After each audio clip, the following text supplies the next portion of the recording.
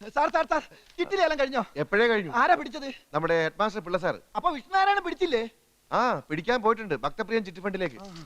Thank you. എന്താ ഇത്? Sorry sir. ആരാ സാറേ എന്താ ഇത്? വേറെ ആരാ? ആ വിഷ്ണുവിനെ തിരക്കിയ 10,000-ന്റെ ഒരു ചിട്ടി പിടിക്കാൻ വന്നവന്റെ പുറകിൽ 10,000 പേരാ. ഇവിടെ നിന്ന് ബഹളം ഉണ്ടാക്കരുത്. അകത്ത് ലേലം നടത്തോണ്ടിരിക്കുക. ലേലം ഇവിടെ നടക്കട്ടെ. അവനെ ഇറക്കി വിട്. ആ വിഷ്ണുനാരായണൻ കൂടെ ഇറക്കി വിടോ.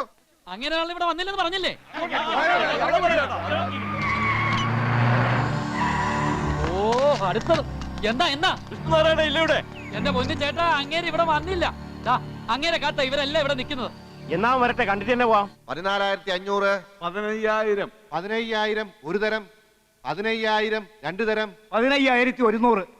നിങ്ങൾ ഇങ്ങനെ കയറ്റി കൊണ്ടുപോയ കൈ വല്ല ഒതുങ്ങണ്ടേ? എന്നാ താനങ്ങ് വിട്ടോ, ഞാൻ പിടിച്ചോളാം. 15,100 ഒരു തരം, 15,100 രണ്ടു തരം. ലേലം ഉറപ്പിക്കാൻ പോവാ. 15,100.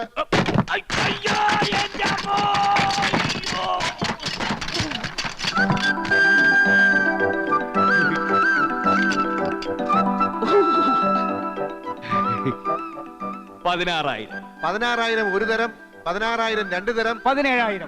അയ്യോ എന്റെ പൊന്ന് ചേട്ടാ, ചതിക്കരുത്. ഒരു ജീവൻ മരണ പോരാട്ടത്തിലാണ് ഞാൻ.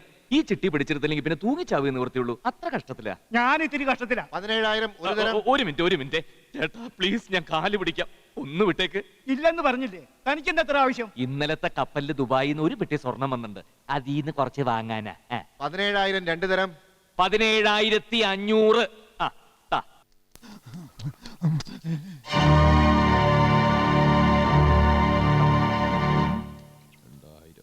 ഇനിയെങ്കിലും ഈ ചുറ്റിക്കളിയൊക്കെ ഒന്ന് നിർത്തിക്കൂടെ എന്റെ വിഷ്ണു? തൽക്കാലം ഒരു കടവെങ്കിലും വീട്ടാൻ സാധിച്ച അത്രയെങ്കിലും ആയില്ലേ? ജീവിതം കൈവിട്ടു പോവാ എന്റെ ദാമുവേട്ടാ. എല്ലാം ഇട്ടെറിഞ്ഞ് വല്ല കാശിക്കോ രാമേശ്വരത്തോ പോയി ഭജന ഇരുന്നാലോ ഒന്ന് ആലോചിക്കാൻ ഞാൻ. വിഷ്ണു അതിലേ വരാ.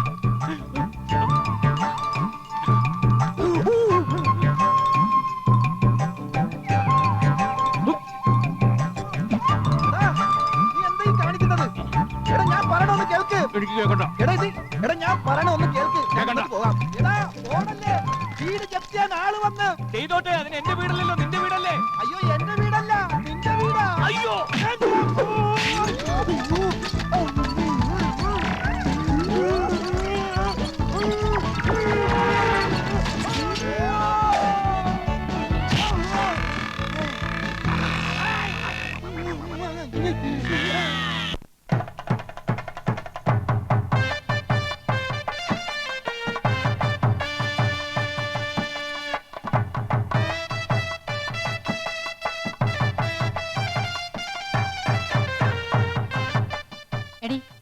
ഈ കാപ്പിയൊന്ന് മുറത്തേക്കൊണ്ടേ കൊടുത്തേ.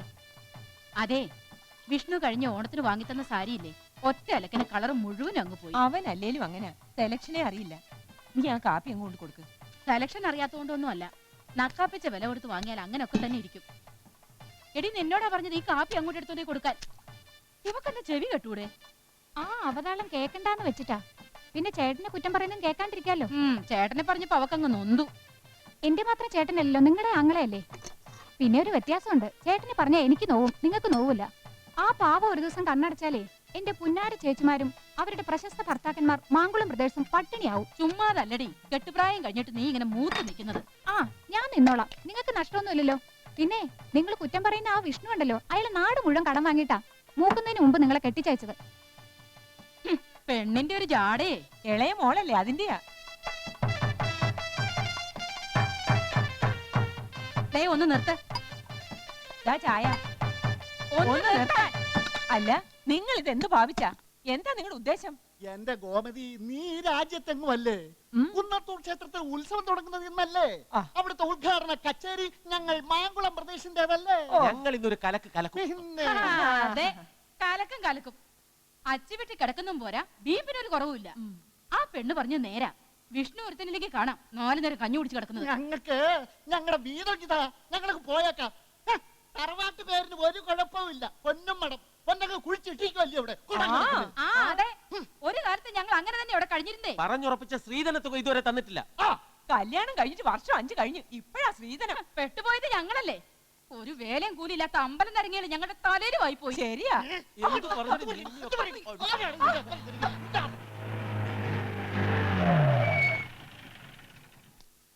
പരിപാടി ബുക്ക് ചെയ്യാൻ വന്നവരാന്നാ തോന്നുന്നേ. ഇതങ്ങോട്ടേക്ക്. ഒരു മിനിറ്റ് ഒന്നും എന്താ? ഒന്നും എന്താ? നമുക്ക് പുറത്തുനിന്ന് സംസാരിക്കാം. സംസാരിക്കാനോ? ആ. എന്ത് സംസാരിക്കാൻ? താനാരാ? ഞാൻ വിഷ്ണുനാരായണൻ. ഓ, പൊന്നമ്പടത്തിൽ വിഷ്ണുനാരായണൻ. അതെ സാർ, ആ ഹതഭാഗ്യം ഞാനാണ്. അത് ശരി. എന്താ സംസാരിക്കാന്ന് വെച്ചാ പറഞ്ഞോ. സാർ പ്ലീസ് ദയവ് ഇത് വീട് ഇപ്പൊ ജപ്തി ചെയ്യരുത്. അത്രേ ഉള്ളൂ. എടോ, ഞങ്ങള് വീട് ജപ്തി ചെയ്യാൻ വന്നതല്ല. ഓ സന്തോഷം. ജപ്തിക്ക് മുമ്പുള്ള നോട്ടീസ് ഒട്ടിക്കാൻ വന്നതാ.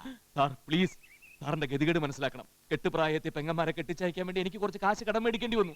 അത് പലിശ കയറി മുടിയാറായപ്പോ വീട്ടുകാരറിയാതെ ഈ വീട് പണയപ്പെടുത്തിയാ ഞാൻ ആ കടം വീട്ടിയത്. ഇപ്പൊ സാർ ഈ നോട്ടീസ് ഇവിടെ ഒട്ടിച്ച ജപ്തിക്ക് മുമ്പ് ഇവിടെ ഒരു കൂട്ട ആത്മഹത്യ നടക്കും സാർ. ഓ, ഇതല്ല എന്നോട് എന്തിനാ പറയുന്നത്? ഞാൻ പിന്നെ ഇത് വേറെ ആരോട് പറയും? ഞാൻ വേണമെങ്കിൽ സാറിന്റെ കാലിൽ- കാലൊന്നും പിടിക്കണ്ട. എടോ, ജോലിക്ക് തടസ്സം ഉണ്ടാക്കരുത്. ഒട്ടിക്ക്.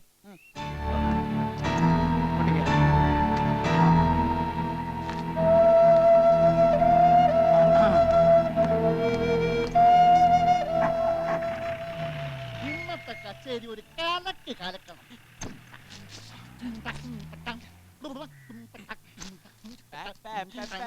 സംഗീത വിദ്വാൻമാർ ഒറ്റക്കയറിൽ തൂങ്ങി മരിച്ചു. ഒരു നല്ല വഴിക്കിറങ്ങുമ്പോ വായിക്കാൻ കണ്ട വാർത്ത. തൃക്കണ്ടിയൂർ ക്ഷേത്രത്തിൽ ഉത്സവത്തിന് കൊടികേറി. തൃക്കണ്ടിയൂർ ക്ഷേത്രത്തിലോ? അവിടെ നമ്മുടെ പരിപാടിയല്ലോ ബുക്ക് ചെയ്തിരിക്കുന്നത്. അതിൽ ഞങ്ങളുടെ പേര് എഴുതിയിട്ടുണ്ടോ? അയ്യോ പേരില്ല, വാർത്ത മാത്രമേ ഉള്ളൂ.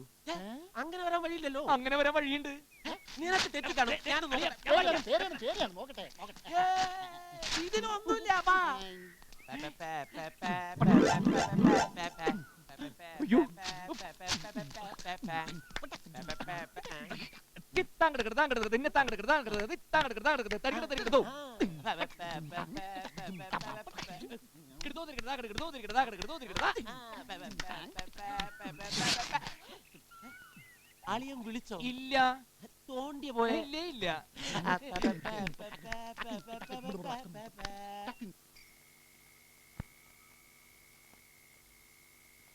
ദേവു, ദേവു, ദേവകി, വരുന്നു. സന്ധ്യാനേരത്ത് വാതിലും തുറന്നിട്ട് എവിടെ പോയി കിടക്കുക? 3-4 പെണ്ണുങ്ങളുള്ള വീടാ. പഠിക്കൽ ഇത്ര വെള്ളം കൊടുന്നു വെക്കണമെങ്കിൽ അതിനി വേറെ ആളെ നിർത്തേണ്ടി വരുമോ? എത്തേണ്ട നേരം ആയില്ലല്ലോ. ഇന്നെന്താ നേരത്തെ?